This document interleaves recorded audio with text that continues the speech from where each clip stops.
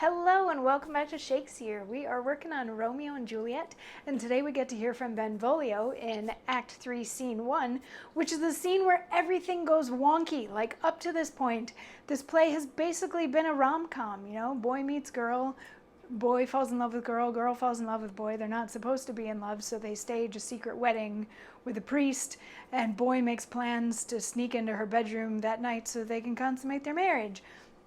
But in Act 3, Scene 1, everything kind of goes off the rails because there's a confrontation between Romeo's friends and Tybalt. So Benvolio and Mercutio are there, and Tybalt shows up looking for Romeo, and then Romeo finally shows up, but Mercutio is all riled up at this point, so he and Tybalt start fighting, and Romeo tries to stop the fighting. He literally jumps between them to try to stop them fighting, but that blocks Mercutio's views, and he's not able to see it when Tybalt comes around and stabs him, like underneath Romeo's arm.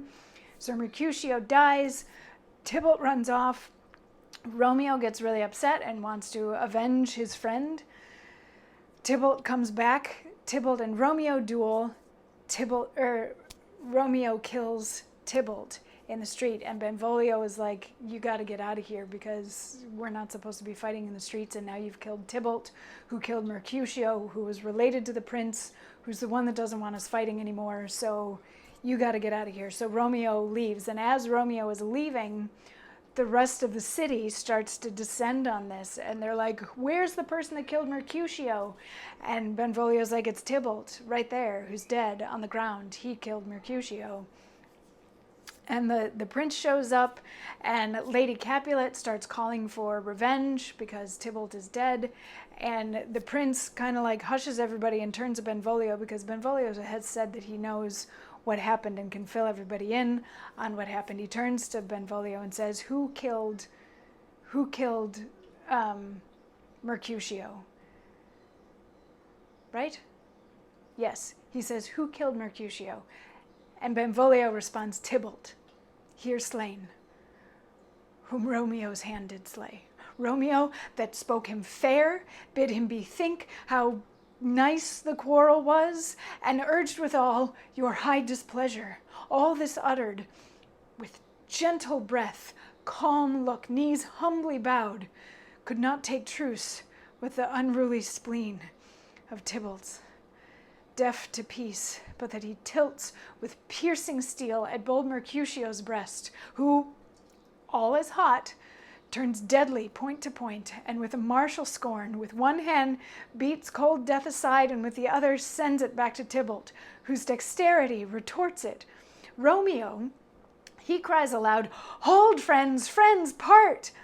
And swifter than his tongue, his aged arm beats down their fatal points, and twixt them rushes, underneath whose arm an envious thrust from Tybalt hit the life of stout Mercutio, and then Tybalt fled. But by and by comes back to Romeo, who had but newly entertained revenge, and to it they go like lightning, for ere I could draw to part them was stout Tybalt slain, and as he fell, did Romeo turn and fly. This is the truth, or let Benvolio die.